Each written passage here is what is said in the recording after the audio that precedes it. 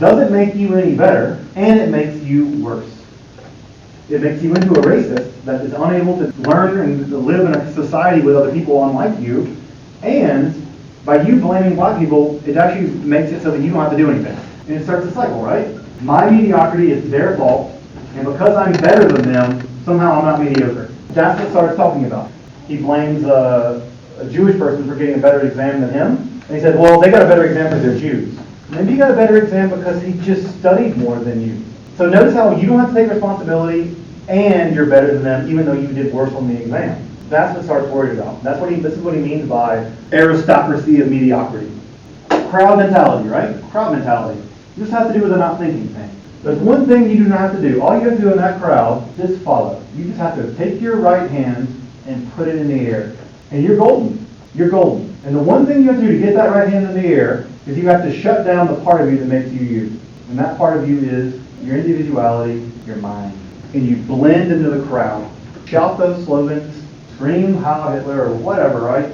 You don't have to become an individual, because individual people are the ones that are responsible for what they do. But when you blend into the crowd and you turn your mind off, you don't have to be responsible anymore. You're just part of the group. So it's a way of acting and not acting at the same time. The anti-Semite is both active in the sense that they do terrible things, but because they think of themselves as part of a crowd, they don't have to take responsibility for what they've done. That's the slow process of what in German is called Gleichschaltung. Gleichschaltung means normalization, where it goes from beating up one gay person, when people get outraged, then beating up another gay person when people are a little less outraged, and then they don't care at all, and then eventually you can put them into camps. Gleichschaltung is where slowly, used to the idea, we normalize violence and destruction. And it begins with this, and it goes to that, and it ends up in a concentration camp. And if you don't think that's true, I ask you to open a history book. Last couple of things about Sartre. Inverted liberty. And this is a limit that liberalism has within itself, right? And we've talked about this a bit. On the one hand, we want to have the liberty to say what we want to say. I think all of us want that liberty. I want to be able to say what I want to say. Patriotism is owning what your country does well and calling out what your country does badly. Nationalism is simply the belief your country always does the right thing. The issue here, right, is that when Sartre talks about inverted liberty, what he's worried about is when a Nazi or a fascist, when they come out and say, well, I can say what I want because I'm free. You use the Constitution as a way of defending your free speech. I can say terrifying, horrible things, right, because it's my right to free speech. And maybe it is. But it's really a kind of inverted liberty. Because really what you're doing, Sartre says, it's not really free. And this goes back to de Beauvoir's idea that we've seen with the master-slave dialectic, is that when the Nazis tied their identity to their hatred of Jews, it's based on, I'm not them. And if Nazis did destroy all the Jews, let's say they were successful, what would they be? And the answer is they would probably be nothing. Because their entire policy is, I'm not them and let's kill them. Their liberty isn't actually freeing them. Your right to say that you don't like one group of people, when you live out that identity, what's really happening for Sartre is, your identity is not really anything. It's just a negativity. So your identity is actually negative and it's not really there. Your liberty is a weird kind of liberty because you're not free, because freedom is the ability to act as yourself and do what you think is best. But really your liberty in this sense is tied up to you simply hating other people and wanting to negate them. Freedom is the ability to actualize what's best for you. But when you use that freedom to hurt other people, you're undermining your own freedom. So he calls it inverted liberty. But when your proudness of your group is really just a cover for your hatred of everyone else, guess what you're really saying about your group? Which isn't an identity. It's really just a negative hatred of other people. The anti-Semite, the Jew hater, relies on the Jew for their identity, which is ironic because their identity is just about hating Jews. Underneath the hatred, there's nothing. The hatred is just a black hole. Underneath it, there's so little there about whatever it is to be. And I'm not saying people should be ashamed to be their group. This is what Sartre's talking about, right? They're not serious. It's a joke. It's not taken back seriously. Now, again, that doesn't mean they're not dangerous. They're very dangerous. I want to read this last paragraph from Anti-Semite and Jew, because I think in some sense, the last paragraph from the section we read. We are now in a position to understand the Anti-Semite. He is a man who is afraid. That's the first thing a racist is.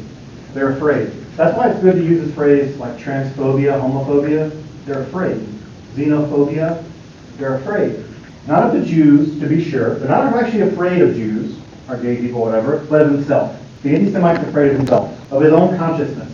of his own liberty, of his instincts and of his responsibilities, of his solitariness, of change of society and of the world, of everything except the Jew. He's terrified of anything but the Jew, but he blames the Jew for all the things he's afraid of. He is a coward who does not want to admit his cowardice to himself, a murderer who represses and censors his tendency to murder without being able to hold it back, yet who dares to kill only in effigy or protected by the anonymity of the mob. They're perfectly happy to be racist as long as no one knows they are. A malcontent who dares not revolt from fear of the consequences of his rebellion. In espousing anti-Semitism, he does not simply adopt an opinion, he chooses himself as a person. The powerful idea, the anti-Semite is a person begotten of fear. He chooses the permanence of the impenetrability of stone, the total irresponsibility of the warrior who obeys his leader, and he has no leader. He chooses to acquire nothing, to deserve nothing. He assumes that everything is given to him as his birthright and he is not noble. He chooses finally a good that is fixed once and for all, beyond question, out of reach. He dares not to examine it for fear of being led to challenge it, and he having to seek it in another form. The Jew only serves to him as a pretext. Elsewhere, his counterpart will make use of the Negro or the man of yellow skin. The existence of the Jew merely permits the anti-Semite to stifle his anxieties at their inception by persuading himself that his place in the world has been marked out in advance, and it awaits him, and that tradition gives him the right to occupy it. Anti-Semitism is, in short, the fear of the human condition. The anti-Semite is a man who wishes to be a pitiless stone, a furious torrent, a devastating thunderbolt, anything but a man. Because the one thing we know about the human being for existentialism is that the human being is free and therefore responsible. Freedom is the ability to choose what you're responsible for. But the one thing the racist does not want to have to deal with is any form of responsibility. They want to hate, they want to negate, they want to destroy, they don't want to be responsible for anything.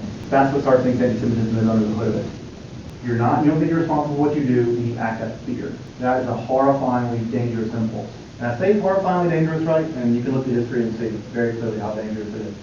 So the text here, anti-Semite and Jew, when you read the text anti-Semite and Jew, again, it's not necessarily about just anti-Semitism, it's about bigotry in general. It just happens that it starts writing this at a period in which anti-Semitism is called the largest mass murder in history, at least mass murder of this kind.